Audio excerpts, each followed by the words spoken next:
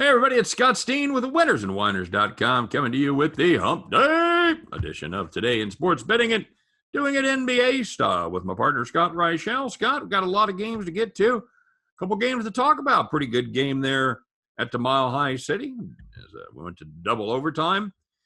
Scott, any idea why they're not fouling Damian Lillard? Because Malone's stupid. I think it's the machismo. It's the same reason they won't bunt against the shift. I don't know. When he made the first one, you're like, okay, second time around, maybe we'll do it. And then he hit another three. Like, I don't know what Malone was doing. They won the game anyway. Porter made the big three in the corner. Great pass by Jokic. Mm-hmm. But there's only one guy. At least trap him. Get it out of his hands. Do something. You're leaving Austin Rivers on an island against one of the best three-point shooters in the league. He's torching you. Can you foul something? Can't do it. But nobody's going to talk about it because Malone won. Can't do it, man. They won the game, so Malone's going to brush it off. And nobody's going to talk about that terrible call at the end of regulation either. That was really bad. If I have Denver there and they end up losing that game, I'm furious. I'll tell you what, though. I would have felt better about it since it was ruled a foul on the floor, which still makes no sense. I hate this rip-through nonsense, whatever. It's either a shooting foul or it's not, because Lillard's clearly trying to shoot the ball. Especially when you call a shooting foul to start. Yeah, you call a shooting foul, and then you go, wait a second, he was rising, but because of a new rule, he's already halfway through a shooting motion when you blew the whistle. I don't know how you keep the foul, but whatever. Anyway, point is, once they were betting from the side, you can make an argument, say, if you have Denver, it's not the end of the world. They're probably going to foul. We'll see what happens, and they just didn't foul. I don't know what Malone was doing. Do you? No. I mean, if you have Denver, I guess because you're laying a point and a half, you probably don't want him to foul there. I think you do because you still have time on the clock, and you might get into the point where Portland might miss the second one on purpose. Yeah, or they're going to, or they'll foul Denver again, So, yeah. If Denver would have lost that game and potentially the series, Malone should be unemployed. Yeah, but it's not going to happen because they won the game and they're in good position to win the series. They took them to the finals last year? Western Conference Finals. Western Conference Finals, yeah. 2-3-1 comebacks, I don't care. That was inexcusable. That is terrible. They're not firing him, sorry. No, I didn't say that they would. I said they should. I think you agree that's a fireable offense to not foul Lillard after the second three that he made. You might be overreacting just a little bit. I don't think I am. I think in 2021, if you're not fouling in that situation, then I think you don't deserve you're going to have to fire a lot of coaches. Because there's a lot of coaches doing foul. A lot of them foul now. You have a couple of exceptions. I know Budenholzer is not the biggest into fouling, but a lot of coaches do it now. So, I don't know. Either way, it all meant nothing. Great all-time performance. Denver won anyway. And I'm sure Portland will win Game 6, and we'll probably go back to Game 7 in Denver, right? Yeah, I think they're zigzagging the last three. Yep, I agree. Let's take a look at these games tonight, Scott. Oh, yeah, shout out to the Lakers, by the way. Ugh, God. Thank you for putting that game on TNT, by the way. I really appreciate it. Awful. Atlanta, New York, Scott. Atlanta trying to close it out on the road in the Garden in front of Spike Lee, Jay-Z, and everybody. It's anybody will be at this game. You be at this game, Scott? No. I stand by my point. I will not be there. Anybody who's anybody. I am not anybody. The Knicks opened at 1. A little bit of Knicks money came in, Scott. 62% of the money coming in on the Knicks. Gone up to 1.5. 208 is your total. 208 is where it stands right now. It's where it opened, where it is. Just play the Knicks under and walk away. You know where I'm going, man. You know what cashed yesterday? The Lakers under. Lakers under. Cashed it again. Always cashes. Lakers team total under. Lakers full game under. Lakers first half under. Take your pick. The Suns team total under was wrong, but it was just because the Lakers defensively were just awful for the entire game. But offensively, they were terrible. Another Lakers under, undefeated with the Knicks and the Lakers. I think it's 10-0, including the Warriors playing game, I think. Yeah, for closing number it is. For closing number. So, yep. Sure. Once again, until I lose one of these, I'm going to keep betting it. So I'll go with the under. As for the spread, I actually want to talk to you about Capella's comments that he made when he just criticized the Knicks. What's the point of that? Are you just trying to give a bulletin board material while you're up? Yeah, I don't see the upside there. There is no upside. Capella just took a question. It was like, yeah, well, how do you feel about the physicality and whatever? And then Capella just goes, oh no, we're physical and we actually win games and we're going to send them on vacation. That's just a stupid. Shots fired. The stupid Shots fired, buddy. That reminds me of when McGrady against the Pistons, I think it was back in like the early 2000s, was up 3-1. And he's like, yeah, it feels great to make it into the second round. And then they lost the next 3 and they got eliminated. Like, you don't say that until the series is over. So I think Capella, if they end up blowing the series, which I don't think they will, but if they lose the series, that's going to be an all-time just laugh at Capella moment. Based on the spread, I don't really want to touch it because the Knicks have been terrible. Yeah. I guess I'll lean Knicks, but once again, I'm not touching the side. Just give me the under, and that's pretty much how I'm looking at it. You? Yeah, that's you kind of have to play that. I mean, I would play Knicks team total under probably. Yeah, that's fair. 92, 94, 96 last 3 games. Scott, their big game they put up 105. I'm sorry, they put up 101. They beat the Hawks. I'm sorry. So they've scored 105, 101, and 94, 96. So they've averaged 99 points per game.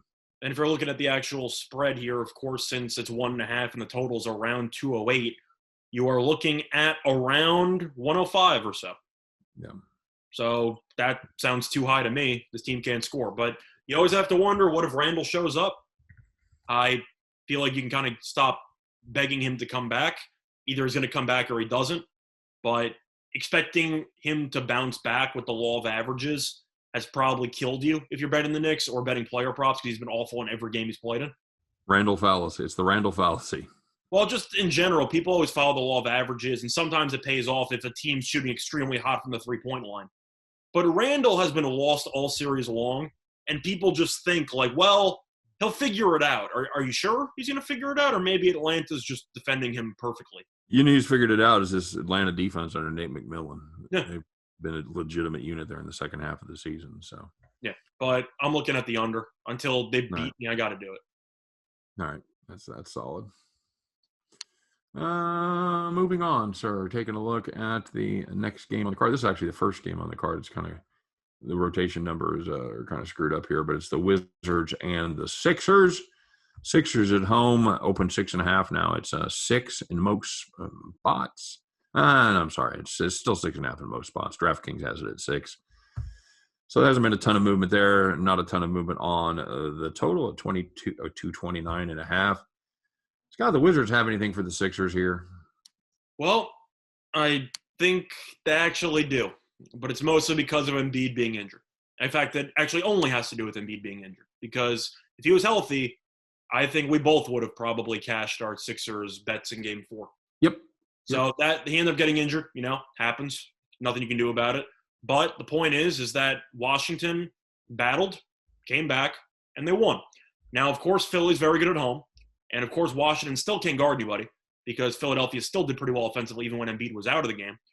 But Westbrook ended up with 3 of 19 shooting and 21 rebounds. And I think he had like 14 assists, 15 assists, something? What a ridiculous line. It's an absurd line with the 3 of 19 shooting.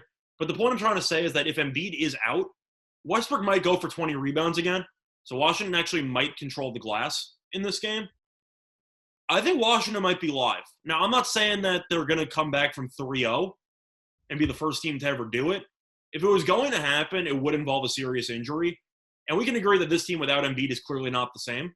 No, absolutely I think not. Washington might be live here. Like, Washington was dead to rights. They were down like 8 in the first quarter. It looked like Philadelphia was going to blow them out. Then Embiid got injured, and they rallied the troops. Yep. The last thing you want to give a desperate team is hope. And right now, I think they have some hope. You? I like them with against the number. I'm not saying I'm going to take a money line. I think it's either Wizards or pass, but I think you can make an argument if you don't like the Sixers without Embiid, they're probably worth the sprinkle. Yeah, I don't hate the over either as this team gets smaller. I got to like the over too. I mean, you saw what happened after Embiid got injured and they still kept going track meet. Yeah, the defense isn't is a lot different without Embiid clogging up the lanes. Yeah. Memphis Grizzlies and the Utah Jazz. Wait, so just to make sure, you think that Philly will probably win the game, but Washington keeps it close? Yeah, I think Washington covers the number there for sure. I think Washington might be live. Yep, Wizards. Well, you keep saying that. You mean for the victory or to cover? No, for the victory. I think the 6.5 is a bit too much. I think it should be closer to 4.5. I just think Embiid's that valuable. Mm-hmm. but based on the actual money line, if you want to look for a team that is desperate to get the job done, I know desperation is an overrated term because, of course, every team's desperate in the playoffs. Philly's up 3-1, and they know that with Embiid not being in the lineup, I don't say that they can afford to give this game away, but I'm sure some of them are thinking, if we get Embiid back and we're home for the next game, we're in pretty good shape, Yeah. So I'm kind of looking at it that way. Mm-hmm. Not for the next game, sorry. I mean, they're at home for this one, but I'm saying if we get Embiid back at any point, we'll win the series. I don't know when Embiid's going to come back. Has there been any official reports regarding the MRI and everything, or nobody knows when he's coming back? I just know he's out for this game, but I don't know. I've got him officially as doubtful for this game. Okay, well, I think it's safe to say he's not going to play. But yeah, they even had AD listed as a game time decision today. Yeah, but the point is nobody knows when Embiid's going to come back. I think we'd assume there might be for Game 6, but Embiid's history of injuries might cause him to be held out a bit longer. Yep. I don't know. I think Washington actually has some life. Okay. We'll see. But I like the over as well. 205 on the money line. You want to throw a little pizza money at Washington? You think that's worth pizza money? Might be indeed. I wish it was in Washington. I'd like it better. Yeah, that's definitely true. Jazz Grizzlies 9.5, 225.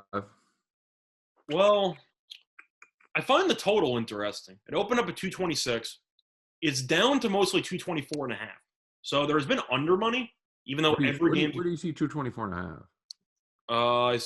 Is it on Bettle? Isn't it? BetOnline's got 224.5, but most of the books got it 225, 225.5. At least that I'm finding. Okay, because I'm using a database and it said it opened up at 226. Okay, I got it open. Well, of course, I'm using Pinnacle lines, open 225.5. Okay, but the point is, it opened up at 225.5 at some books, 224.5 now. So it seems like there might be a little bit of under money, or maybe the books just created a split line and they didn't know where to price it to start. But I'll assume it's under money for now. I find that fascinating, just because every game's gone over in the series. I still haven't seen any defense being played. So why would I take the under? No, and Utah has been the most efficient offense in the playoffs so far. They got buckets from 3, and there's nothing Memphis can do about it. Yeah, they've got multiple guys that can do it. So the thing is, Memphis has kept games close, so I don't exactly want to lay the 9.5.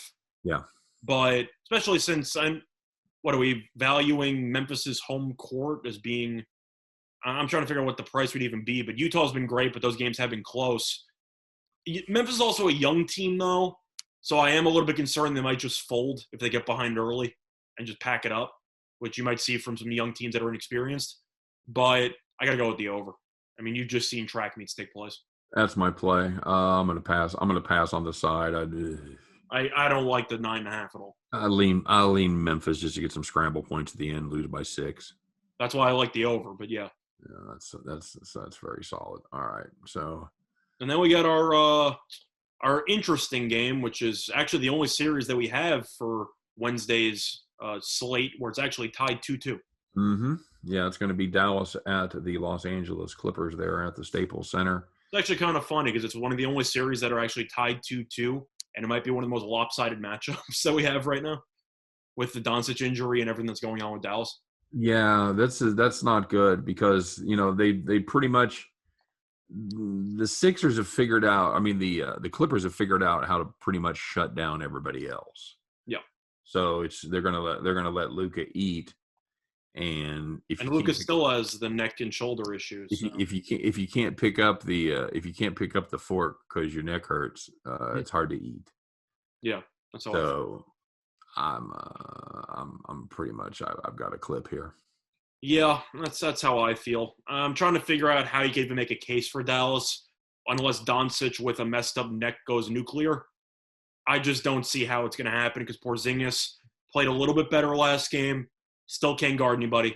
We know that Clippers have started to completely ignore Zubac, and they've been going pretty much exclusively with 5 wing guys, which are 4 in Rondo or Jackson, but to get the point. So they've been switching a lot defensively. Kawhi's been unguardable. Kawhi's been nuts. Paul George has been very good in this series. Yep, haven't figured out how to stop them yet.